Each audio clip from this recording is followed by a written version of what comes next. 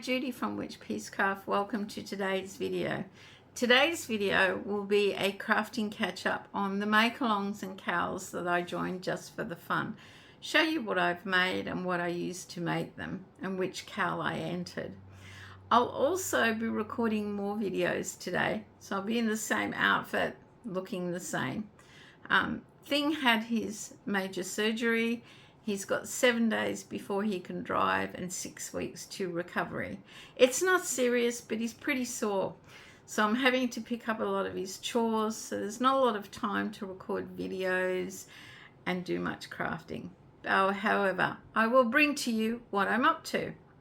So first off the rank for crafting is Wheelie Wednesday. I think this was about a fortnight ago because I think this one's about to come to a close, which was the color green and pet. But the one I did a couple of weeks ago was variegated and dream. So I made a dream catcher, a little dream catcher. That's just how I may hang it. It's got stars and moons, and it's made in acrylic, 8-ply acrylic, 3-weight, that I bought from Wool Warehouse. It's called Splash DK something, and it's really pretty. I bought 3 colors. There's that much left after the dream catcher, so I'll probably make a children's beanie with the leftover, but it turned out really well. I did use a pattern. It's a free pattern on Ravelry called, sorry, background noise, Twinkle Dream Catcher by Shelby Byron. That's it there. I was really happy with it, and I made that for Wheelie Wednesday. I also sent it, double dipped, and sent it to the Kaleidoscope Mail with no catchy name, Ella. So that's one little thing I made. I think I used a 4mm crochet hook on that one because it's all crocheted. The next one is the Kaleidoscope Mail, and I don't think I sent anything last week, but this was probably the week before, and I'll just put it on the head so you can see it. This is the project, my traveling knitting project I took to Canberra with me, and here it is.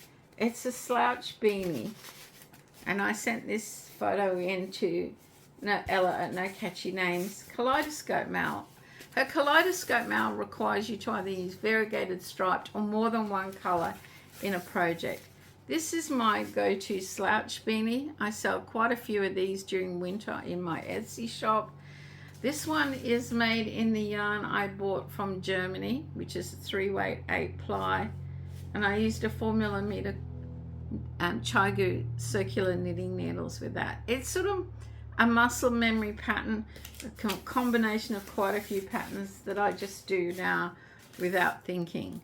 But it can be a large drape or a smaller drape, just depending on how you want to go. But I really do like that, and I like the pretty colors in that. And I used probably 95% of the skein. I've lost the ball bag. There is quite a bit of yarn and weight in that. So it will be a nice warm beanie for winter. 75% merino, 25% polyamide, that one. So that was number 2 now. Number 3 is Moodboard Mail with Gary from Urban Yarn. We did a mood board for winter, and the theme was through the decades. So you picked something from a decade that had a memory, or you liked, and you made a project and you did a mood board. Well, for me, I picked the 80s. My eldest son was born in 1980, my youngest son 1984. During that time, I remember aerobics, Jane Fonda, all that was really, really high profile. And I used to go to aerobic classes 3 to 4 times a week to keep really fit. I was very trim and fit. However, I am paying for it now because I have sore hips, sore knees, and sore ankles from too much aerobics. But going to the classes, I was decked out, like the lycra, everything. And I had matching leg warmers for every outfit. No joke. all colors. And I decided, my decade being the 80s, I would make a pair of leg warmers because they're coming back into fashion in winter. And I thought, well, I'll try and do them as bright as I can remember what the 80s were. So here are my leg warmers. Ta-da! I will have photos at the end so you can see them more close up. What I did was the cuffs, I ribbed 1x1 rib both ends, and I used Peyton's Baby Merino 4-ply, two balls held together. It's beautiful and soft. I thought it would be nice on the legs, and that's what I used for the cuffs. Then I decided the middle had to be bright, and being orange being my favorite color, I decided I would hold these two 4-ply yarns together. So this one is House Dye by Skein Machine. I love Skein Machine from Adelaide. You can buy from his shop online. The color is Pith or Peel, 75% superwash merino, 25% nylon, 425 meters in 100 gram skein. That is what's left over after 2 leg warmers, being held with this yarn.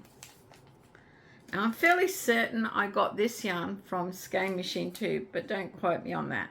It's Entangled Art, and it is 70% merino, 30% nylon, 4-ply yarn. There isn't any color details on the ball band.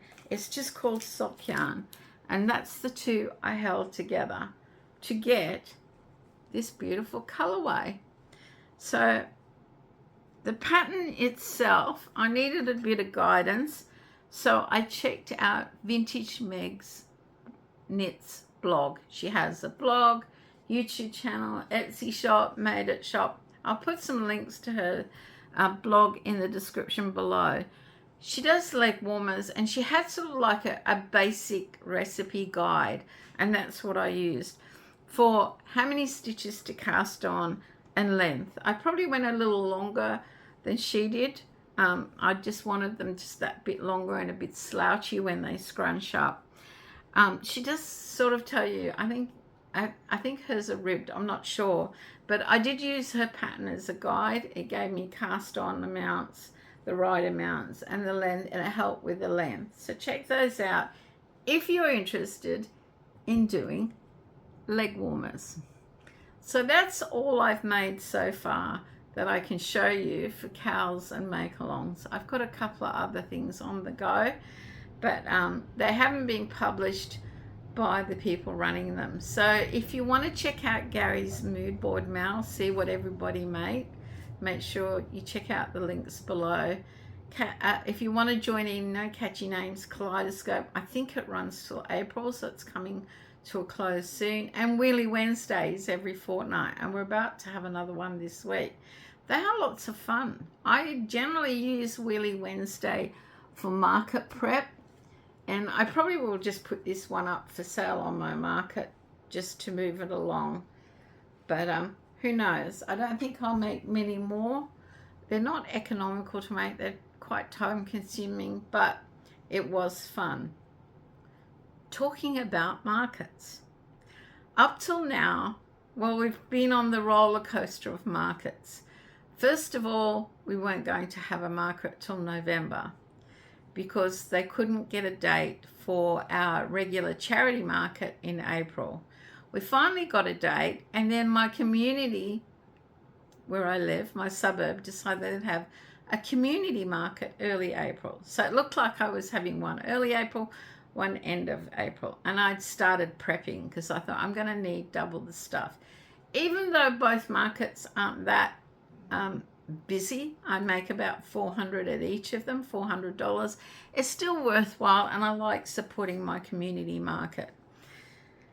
Then last night, doom. The one at the end of April, the charity market, has been cancelled due to family commitments. The organising committee are a family, and they just can't do it. They're just too busy. So now I only have one, and I don't now need to prep as much. But today being my day off, I decided I would do some research. There is a market I've looked at a few times, and I may look at doing one of those in the future if I can get in, because there's quite the detailed application process. I was talking to Thing about it this morning, and it's not that I can't submit an application, it's just that all the other markets I go to is you put your name down and you pay your fee. This one's fee is $60 a market, and they're outside. So my community market is an outside market, so it's all subject to weather. But and here in the tropics, we've had a lot of rain. Thank you to all those people who sent messages about how we were going through the cyclone that's just gone through. We were at the edge of Narelle, as she was called, the cyclone. We got a lot of wind, a lot of rain. There's a lot of beach erosion. The lifeguard hut at the beach has just about collapsed in on itself. And we were on level 4 water restrictions, which means use water wisely. The drains weren't coping with the flooding. You know, flushing it down the drain wasn't helping. So that was it. So thank you. It was really nice to know that people were thinking of us. We didn't lose power. The supermarket shelves are starting to look bare and will look a lot less this week because the roads are cut off. My prayers and thoughts go to Aussie Sandy, who's north of me. They were hit a lot harder. I'm not sure how she went, but I hope her and her family are safe. And yes, they will be without supplies for quite some time. They probably have to airdrop them in. But outside markets in the weather, well, it's all subject to whether they go ahead, because if it's raining, they don't. But the other big market that I've been looking at, they've got all the year's dates, and I'll try and plan it maybe a bit later in the year when I know the weather will be better, before my November markets. So I'm having to come up with things that isn't so much market prep. I'm doing a few market prep things for the community one in April because that is beach themed, and I'm trying to come up with some beachy plushies and beachy ideas so I can have a bit of a beach display to join in the theme. But that's the life of a crafter. I crochet and knit way too much, and I need to sell it to move it on. And I did sell something when I was away on my Etsy shop. I sold one of my shawls, and I was thinking, oh, I could make a lightweight shawl that's beachy. So maybe that'll be on the make along list. Anyway, guys, till the next video, stay safe, stay well. Considering joining in a make along or a cowl. Gary's next mood board, when he comes up with an idea, gives you plenty of time, and it always challenges me. I enjoy Wheelie Wednesday because I try and do something a little weird. The Dreamcatcher wasn't, but the next one is. And I like the kaleidoscope mail because it gets me using that variegated stripe yarn that's been sitting there for a while. So have a go. You never know, you might enjoy it. Stay safe. Bye for now.